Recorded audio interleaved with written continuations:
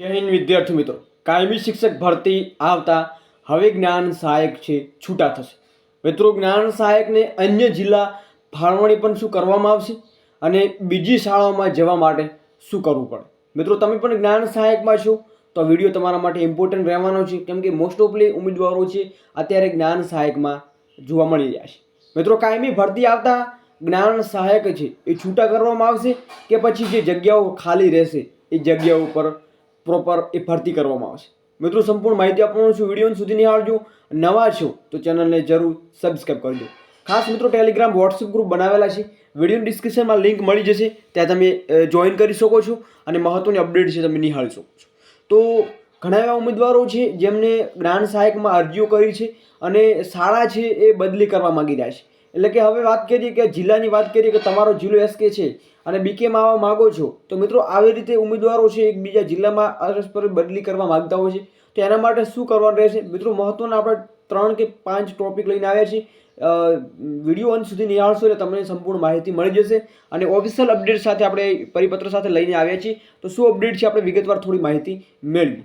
તો જ્ઞાન સહાયકોની અન્ય શાળામાં ફાળવવા માટેની પ્રક્રિયા શું છે એની વિગતવાર માહિતી મેળવી.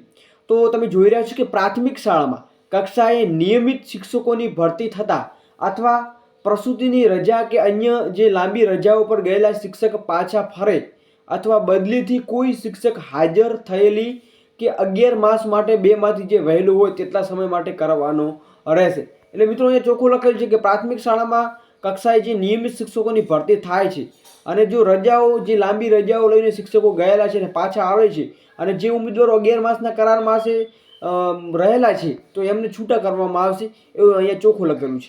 બીજી અપડેટ શું છે, તો બીજી અપડેટ મિત્રો માહિતી આપું કે સરકારી અને અનુદાનિત પ્રાથમિક શાળાઓમાં શૈક્ષણિક કામગીરી માટે રાખવામાં આવતા જ્ઞાન સહાયકની જગ્યા પર નિયમિત રીતે નવી નિમણૂકથી કે બદલીથી કે ફાજલ નિમણૂકથી કોઈ શિક્ષક આવે છે તો જ્ઞાન સહાયકને છૂટા કરવાના રહેશે. એટલે મિત્રો, તમને ચોખ્ખું અહીંયા જ્યારે તમે 11 માસના કરાર ઉપર જ્યારે જવા જઈ રહ્યા હતા ત્યારે તમને ઓફિશિયલ એક પરિપત્ર છે સરકાર તરફથી કરવામાં આવ્યું હતું.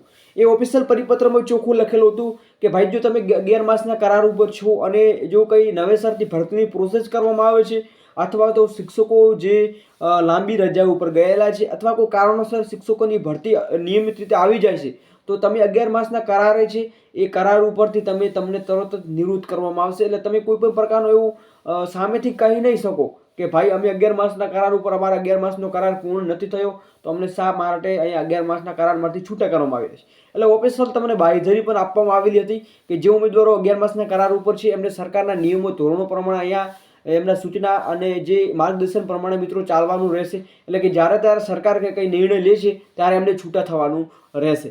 તો આવા છૂટા થયેલા જ્ઞાન સહાયકને શક્ય હશે તો જે તે જિલ્લાના અન્ય મિશન સ્કૂલ ઓફ એક્સલન્સનો મિત્રો જે સમાવિષ્ટ શાળાઓમાં જે વિષયની જગ્યા હોય તો પર્સન્ટાઇલ રેન્કના આધારે એટલે કે મેરિટ કમ પરફોર્મન્સના મુજબ જિલ્લાના જે પ્રાથમિક શિક્ષણ અધિકારી છે, જે શાસન અધિકારી જે શાળાને ફાળવણી કરશે. એટલે મિત્રો, જો તમારે અહીંયા તમારો મેરિટ જે પર્સન્ટાઇલ રેન્ક છે જે તે શાળા મિશન ઓફ સ્કૂલ ઓફ એક્સલન્સમાં સમાવેશ કરવામાં આવી છે એવા જો એમાં કઈ વિષય જગ્યાઓ તમારા વિષયની જગ્યાઓ ખાલી છે અને તમારી પર્સન્ટાઇલ રેન્ક જો મિત્રો સારી છે જેમાં મેરિટ કમ ઓફ પરફોર્મન્સ મુજબ જે જિલ્લા પ્રાથમિક શિક્ષણ અધિકારી છે એ નિર્ણય લે છે અને એમના જે નિર્ણય પ્રમાણે મિત્રો એ જિલ્લાની તમારી જે ફાળવણી છે એ કરવામાં આવશે. અને જિલ્લાની ફાળવણી છે મિત્રો તમારું કોણ કરશે તો પ્રાથમિક શિક્ષણ અધિકારી દ્વારા અને શાસન જે અધિકારી છે એના દ્વારા જ ફાળવણી કરવામાં આવશે.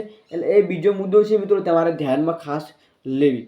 ત્રીજો મુદ્દો શું છે તો મિત્રો કે જો મિશન સ્કૂલ ઓફ એક્સલન્સમાં જો સમાવેશ શાળામાં જે તે વિષયની જગ્યા ના હોય તો આવા છૂટા કરેલા જ્ઞાન સહાયકોને પર્સન્ટાઇલ રેન્કના આધારે મેરિટ કમ પરફોર્મન્સ મુજબ જાહેર કરેલી યાદી મુજબ શાળાઓમાં જે તે મિત્રો મેરિટ અને જે તે જગ્યાઓ ખાલી છે એમાં એમને જે વિષય પ્રમાણે એમની જગ્યાઓ છે તો એમને 11 માસનો કરાર છે એ કરવામાં આવે એવું અહીંયા ચોખ્ખું લખેલું છે.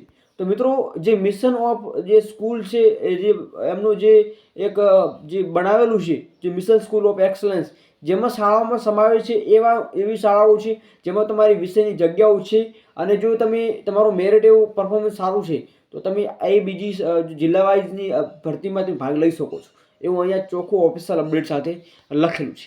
બીજી માહિતી મિત્રો આપી દઉં તો કે કોઈ જો કિસ્સામાં છૂટા કરેલા જ્ઞાન સહાયકને તેઓના જિલ્લા જગ્યા ન હોવાને કારણે સમાવી શકતા ન હોય અને જે તે જ્ઞાન સહાયકને અન્ય જિલ્લા ખાલી જગ્યા પર જવા ઈચ્છતા હોય તો તેઓ રાજ્ય કક્ષાના અંગેના પોર્ટલ પર અરજી કરવા રહેશે. એટલે મિત્રો જે જિલ્લા અરસપરસ બદલીની પોર્ટલ છે ચાલુ કરવામાં આવશે. અને જો કિસ્સામાં છૂટા કરેલા જ્ઞાન સહાયકો, દાખલા તરીકે તમે મિત્રો હું છું કે હું જ્ઞાન સહાયકમાં અત્યારે છું અને મારે જ્ઞાન સહાયકમાં છૂટું થયેલો છું અને જિલ્લા જગ્યા ન હોવાને કારણે જો હું એમાં ફરી અરજી નથી કરી શકતો તો જ્ઞાન સહાયકને અન્ય જિલ્લાની ખાલી જગ્યાઓ છે, મારા જિલ્લાની ખાલી જગ્યાઓ નહીવત છે અને જો બીજી જિલ્લાની ખાલી જગ્યાઓ છે અને એમાં હું જવા ઈચ્છું છું તો રાજ્ય કક્ષાના જે અંગે પોર્ટલ અરજી બનાવેલી છે એ અરજીમાં મિત્રો તમારે સંપૂર્ણ રીતે પ્રોસેસ કરવાની રહેશે. અને અગાઉનો નિર્ણયથી સરકાર દ્વારા જે ઓફિશિયલ અપડેટ આવશે એમાં તમને જે જગ્યાઓ ખાલી હશે તો તમને ફરી જ્ઞાન સહાયકમાં જેમાં તમને 11 માસનો કરાર સોંપી દેવામાં આવશે. બાકી મિત્રો બીજી અપડેટ છે કે આવી અરજી પરત્વે સમગ્ર શિક્ષા કચેરી ગાંધીનગરે કાર્યવાહી કરી પર્સન્ટાઇલ રેન્ક આધારે એટલે કે મેરિટ ફોર પરફોર્મન્સના મુજબ જ્ઞાન સહાયકને અન્ય જિલ્લાની મળવાપાત્ર જગ્યા પર ફાળવણી કરવાની રહેશે. એટલે મિત્રો છેવટે એ જ છે તમારું મેરિટ કમ પરફોર્મન્સ એટલે કે જે તમારી પર્સન્ટાઇલ રેન્ક છે એના આધારે તમારી જો અરજી પરત્વે સમગ્ર જિલ્લા કચેરી ગાંધીનગર ખાતે કાર્યવાહી કરી અને મિત્રો જે જ્ઞાન સહાયક છે અને જિલ્લા જે મળવાપાત્ર જગ્યાઓ છે એમને જે જગ્યાઓની આપૂર્તિ કરવામાં આવશે એટલે કે તમારા 11 માસનો કરાર છે તમને સોંપવામાં આવશે. તો ખાસ આવા મુદ્દાઓ છે જેમને ધ્યાનમાં લેવા જે લોકો જ્ઞાન સહાયકમાં છે એટલે કે જેમને 11 માસનો કરાર છે એ ઓલરેડી એમના પાસે છે જ, જો કાયમી ભરતી આવે છે મિત્રો તો તમે આમાં છૂટા થઈ શકો છો. એન્ડ ઓફિશિયલ અપડેટ અને પરિપત્ર પણ એ કહી રહ્યું છે કે ભાઈ તમારો જે કોઈ પણ પ્રકારનો દાવો છે એ જ્ઞાન સહાયકમાં નહીં રહે કે ભાઈ અમને અમારો 5 મહિના થયો છે 11 માસ નથી થયો, અમને છૂટા કેમ કરવામાં આવી રહ્યા છે. એટલે આ ચોખ્ખી જે ચોખવટ છે એ સરકાર દ્વારા કરવામાં પહેલે આવેલી હતી અને આ તો એક આપણે ઉદાહરણ તરીકે એક લઈને આવ્યા છે પરિપત્ર, જેથી ઘણા એવા ઉમેદવારો છે જેઓ અલગ જિલ્લાઓમાં જવા માગતા હોય છે એમને આ પ્રોસેસ કરવાની રહેશે. એટલે એમની જો જગ્યાઓ હશે વિષયની તો એ લોકો ચોક્કસ રીતે એવો લોકો જઈ શકે છે. એન્ડ મિત્રો જે લોકો કાયમી ભરતીની રાહ જોઈને બેઠા છે અને એમનું જો મેરિટ સારું છે તો એ લોકો પણ કાયમી ભરતીના જ્ઞાન સહાયકમાં છે તો એમાં એપ્લાય મારી શકશે. અને નેક્સ્ટ વિડીયોમાં મિત્રો તમે આપણું મેરિટ લિસ્ટ લઈને આવેલા છીએ તો મેરિટ લિસ્ટ જરૂરથી નિહાળજો.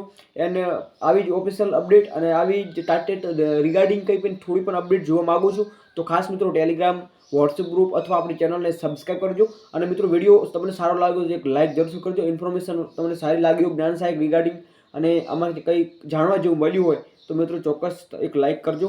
અને તમારા મિત્ર સર્કલમાં જો કોઈ જ્ઞાન સહાયકમાં છે અથવા કાયમી ભરતી રાહ જોઈને બેઠા છે તો જરૂરથી શેર કરજો.